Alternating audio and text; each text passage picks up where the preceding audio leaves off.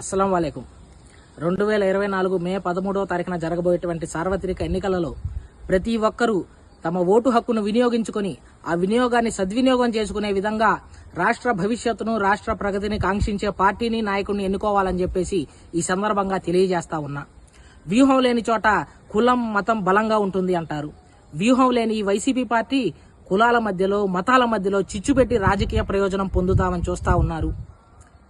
ఈ రోజున తెలుగుదేశం పార్టీ బీజేపీతో పొత్తు పెట్టుకోవడానికి ప్రధానమైనటువంటి కారణం అధోగతి పాలైనటువంటి రాష్ట్రాన్ని అభివృద్ధి పదంలో నడిపించడం కోసం, అప్పుల ఊబిలో కూరుకుపోయినటువంటి రాష్ట్రాన్ని కాపాడుకోవడం కోసం, ఆంధ్రుల కలల రాజధాని అమరావతిని కట్టుకోవడం కోసం తప్ప మరొకటి కాదు అని చెప్పేసి మా నాయకుడు నారా చంద్రబాబు నాయుడు గారు స్పష్టంగా తెలియజేశారు.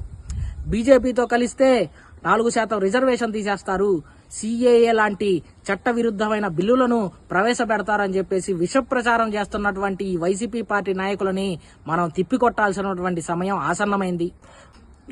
2014 నుంచి 2018 వరకు ఎన్డీఏ హయాంలో అధికారంలో ఉన్నటువంటి తెలుగుదేశం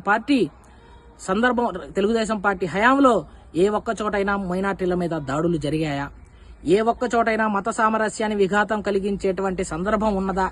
ఏ ఒక్క చోటైనా 4% రిజర్వేషన్ ముస్లిం రిజర్వేషన్లు తీసేస్తారు అని చెప్పేసి ఏ నాయకుడైనా మాట్లాడిన సందర్భాలు ఉన్నాయా అని చెప్పేసి మనం ప్రశ్నించాలి.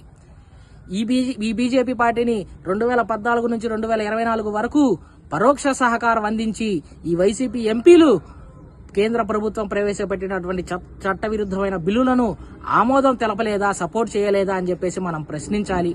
అదేవిధంగా మైనార్టీలకు 4 పదవులు ఇచ్చి 4 పథకాలు తీసేసినటువంటి చరిత్ర ఈ వైసీపీ పార్టీది అని చెప్పేసి మనం అడగాల్సినటువంటి అవసరం ఉన్నది.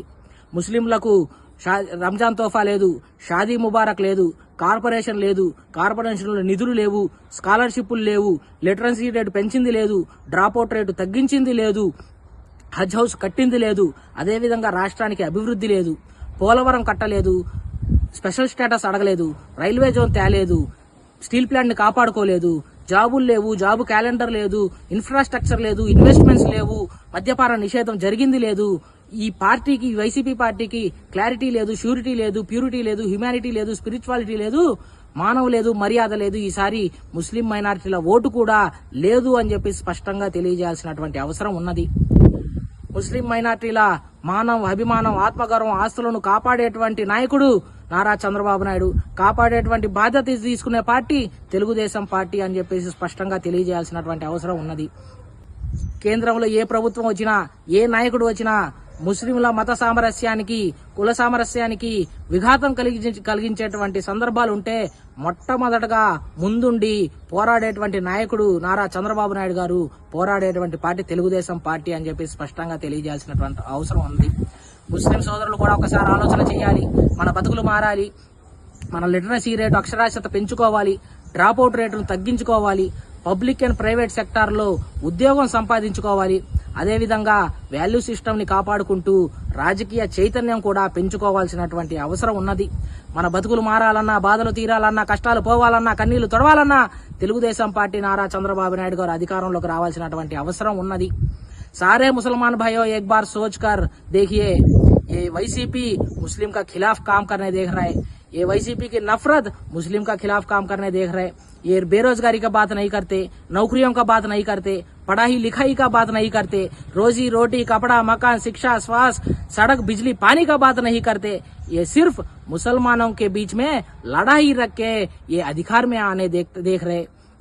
इसलिए मुसलमानों की विकास और विश्वास सिर्फ तेलुगुदेशम पार्टी से ही होगा, नारा चंद्रबाबू नायडू साहब से ही होगा.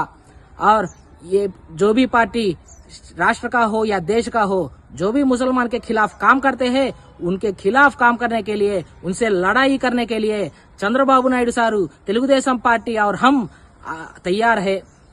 और ये पूरे राष्ट्रवासियों को बताना चाहता हूँ, इस नफरत को हटाइए, दुनिया बचाइए और वैसीपी को हटाइए, आंध्रा बचाइए. धन्यवाद.